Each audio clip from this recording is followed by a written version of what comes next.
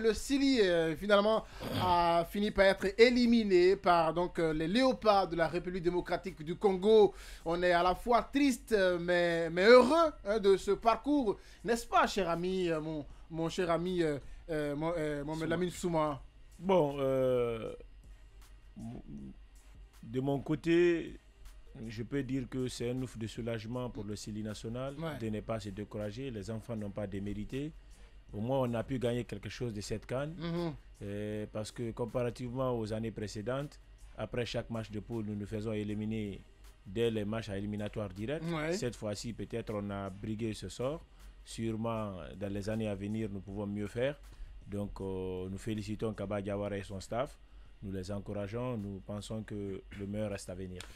Et vous, justement, qu'est-ce qu'on retient? Qu'est-ce qu'il faut finalement retenir? Il a dit, on a brisé le sort, le plafond de verre a été brisé dès les huitièmes de finale. Aujourd'hui, nous sommes éliminés au quart de finale. Qu'est-ce qu'on peut retenir finalement? Parce que je disais tantôt qu'on est triste, mais à la fois heureux de ce parcours quand même. Oui, moi je dirais que c'est un parcours mitigé. D'accord, mitigé. C'est ce qu'il faut retenir.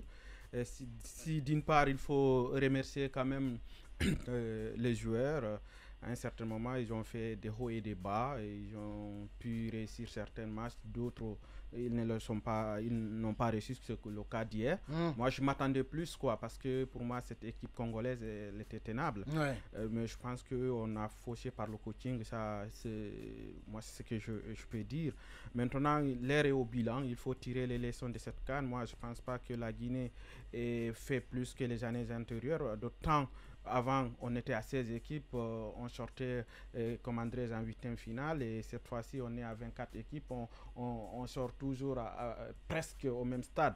Moi, je pense qu'on ne peut pas se contenter du minimum, on doit être exigeant. On a les talents, les joueurs sont là. Moi, j'ai découvert vraiment des jeunes qui m'ont séduit. Quand je vois Diakabi, je vois Diakité, je vois Agibou, là. Sincèrement, je pense qu'il faut quand même les encadrer. C'est cela que je dis que c'est un bilan mitigé. Si on peut à un certain moment être triste, mais il ne faudrait pas tout jeter avec l'eau de bain. Il faut encourager ces jeunes-là, il faut tirer les leçons et il faut repartir pour quand même une qualification prochaine, mais aussi pour la Coupe du Monde. Mohamed, monsieur Alpha Bayo plutôt, oui, que retenez-vous de ce parcours du Syrie national de Guinée? Bon, moi je pense que c'est un parcours très élogieux. D'accord. Dans la mesure où, si nous nous référons au passé, c'est la première fois dans l'histoire de la Guinée que nous gagnons un match à élimination directe. Je pense que ça, c'est devenu un acquis. Non, c'est pas dans l'histoire, c'est pas la première fois. Oui, à élimination directe. Ces dernières années, sinon on était allé jusqu'en finale avec non, le Maroc. Non, ça c'est pas, c'était pas la CAN. Allez-y, monsieur Bayo. C'était pas la CAN. Votre lecture de ce parcours du Syrie, oui. J'ai dit bien, dans la CAN, la Coupe d'Afrique des Nations, c'est la première fois que la Guinée gagne un match à élimination directe. Et j'ai dit en connaissance de cause. Donc ça, aujourd'hui, c'est un acquis. Je pense que la CAN nous a permis de découvrir de nouveaux talents. Et il y a d'autres aussi qui doivent aller à la retraite. Peut-être que je ne vais pas citer les noms. Il y a d'autres qui doivent aller à la retraite. On peut citer les noms. Naby Keita, par exemple, peut céder maintenant à ses jeunes frères. Voilà, comme vous le permettez. Naby Keita, Isiaga Silla. Et ceux-ci, ils ont beaucoup fait pour la nation. Mais c'est le temps, c'est le moment pour eux de céder la place à la nouvelle génération. Ils ont donné le meilleur d'eux-mêmes. Et le coach Kaba Diawara avec son staff technique, je pense qu'ils sont en train de faire un travail colossal. Ils doivent être maintenus à la tête de la fédération et continuer toujours dans le même élan. Alors derrière, à part donc ces réactions ça et là, ces lectures que vous donnez, il y a quand même des réactions de certaines personnalités de notre pays qui ont salué ce parcours.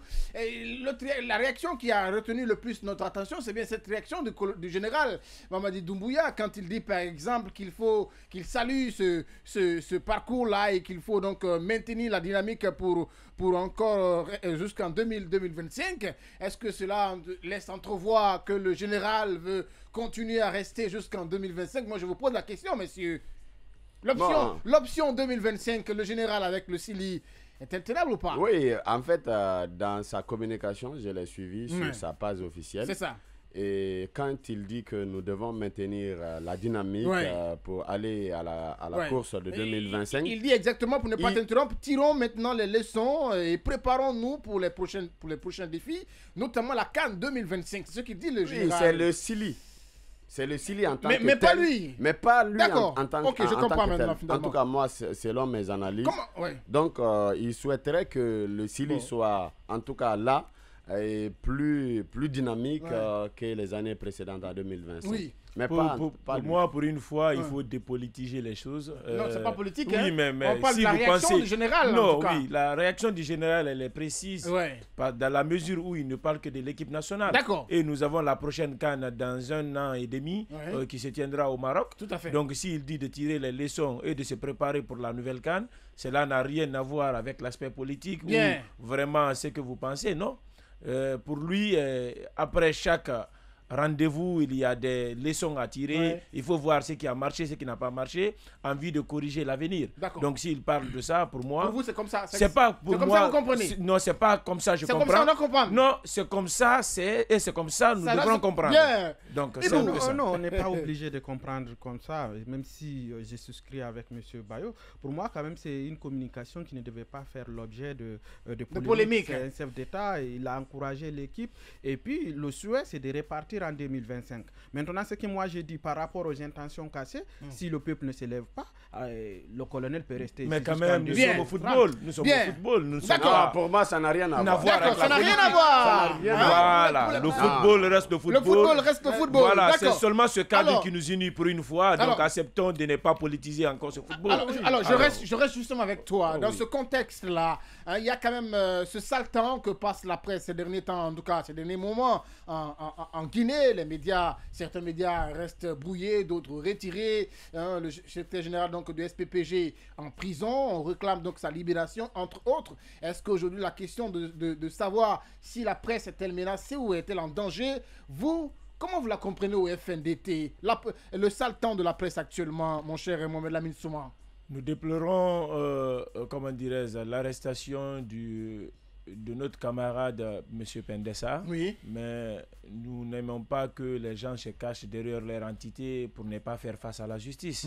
Et lorsque vous êtes blâmé ou accusé d'un tel fait, j'aimerais que les gens acceptent de répondre en tant que tel, de ne pas se cacher ou se fier derrière leur entité pour venir répondre. Parce que si cela est le cas, nous allons faire 2 poids 2 mesures. Nous demandons la justice d'une part et puis d'autre part, nous demandons aussi à ce que les choses soient réglées comme nous voulons. Moi, je demande à la presse de connaître leur ligne éditoriale. Un journaliste, c'est quelqu'un qui connaît sa déontologie. C'est quelqu'un qui sait ce qu'il fait. Parce que... Il y a des limites aussi. Oui, il y a des limites. Parfois, nous avons vu des journalistes qui vont à l'accès. Mais brouiller les radios, je trouve que ce n'est pas la solution. De corriger ou de sanctionner des journalistes qui vont au-delà de leurs barrières. Pour moi, c'est mieux de ne pas brouiller les antennes. Donc là, je ne partage pas Vous ne partagez pas cela. Cet avis. La presse est-elle en danger? Moi, je voudrais quand même d'abord, au nom du parti modèle, apporter notre soutien au général Pendessa et à l'ensemble de la presse. Moi, je ne trouve même pas que la question se pose, quoi. Si la presse est-elle menacée? Pour moi, elle est en voie de liquidation, en fait. C'est plus qu'une menace, maintenant, on est en train de vivre. Ça, c'est plus qu'une menace. Maintenant, par rapport à ce qui s'est fait, c'est fait à dessein, en fait. J'ai l'impression aujourd'hui qu'on est en train de commettre des crimes sans témoin, quoi. C'est pourquoi aujourd'hui on est en train de faire disparaître la presse, couper Internet, ou bien pour un peuple, pour un président de la République, ou bien pour un président de la transition, pour un gouvernement soucieux vraiment de ses citoyens. Quel est l'intérêt aujourd'hui de couper l'Internet? L'Internet n'est pas coupé quand même. Non, de toute façon, d'accord, quel est l'intérêt aujourd'hui de restreindre? Il est restreint. C'est restreint, mais de toute façon... C'est une violation. C'est une violation quand même de nos droits civiques. Est-ce que vous voyez? Parce qu'aujourd'hui, l'Internet est plus qu'un droit. Et quant aux médias aujourd'hui, je me demande quel est le crime commis par ces médias-là. Et si nous parlons du cas du général Pendessa, quel est le crime que ce monsieur a commis? Je pense qu'on est à une rude épreuve et on est en train de nous tester. C'est au peuple de l'accepter ou de ne pas l'accepter. Sinon, je pense que tout ceci c'est fait à dessein, c'est savamment orchestré et je pense que nous vivons le pire moment de notre histoire. 70 jours et plus maintenant aujourd'hui que la connexion, puisque les uns et les autres ne s'accordent pas sur bloquer Internet, mais la connexion est restreinte dans notre pays. quelle est la lecture de l'activiste, de l'acteur de la société civile que vous êtes sur la situation, mon cher Bayou? Oui, en fait, le musellement de la presse dans notre pays, c'est un recul démocratique. Et ces attitudes sont contraires au discours du 5 septembre. Je pense que la presse a beaucoup contribué pour légitimer le coup d'État du 5 septembre. Le 5 septembre, le peuple de Guinée dans son ensemble était là pour acclamer les héros. Mais 2 ans plus tard, l'éléphant est arrivé avec un pied cassé. Bien. Et maintenant, nous voyons le vrai visage du coup d'État du 5 septembre. J'en viens, s'il vous plaît. Et puisque, en réalité, ce n'est pas ce que nous attendons du CNRD. Et nous, en tant qu'organisation de la société civile, nous apportons notre soutien inconditionnel, n'est-ce pas, à la presse et au peuple de Guinée par rapport à tout ce que nous sommes en train de traverser aujourd'hui. Et c'est dans cette même optique que dès les premières heures, en tout cas des mesures infondées de restrictions, nous avons créé ce qu'on appelle le collectif pour le rétablissement de l'Internet et des médias en Guinée, puisque nous estimons que c'est une violation flagrante. Et même quand vous faites recours à la charte de la transition, je pense que c'est le chapitre 5, article 8, il est clairement dit que nul ne justifie la restriction des libertés fondamentales. Nul cas. Et vous voyez ce que nous subissons aujourd'hui. Et comment on appelle il y a beaucoup de journalistes aujourd'hui qui sont en chômage technique. Et parce que les ondes sont brouillées. Et parce que... On n'arrive pas maintenant à faire face à émettre aux besoins même du personnel. Et ça, vraiment, c'est un recul démocratique. Ce n'est pas ce que nous méritons. Comme mon cher Ibou le disait tout à l'heure, c'est au peuple de Guinée de prendre sa responsabilité et son destin. Bien. Alors...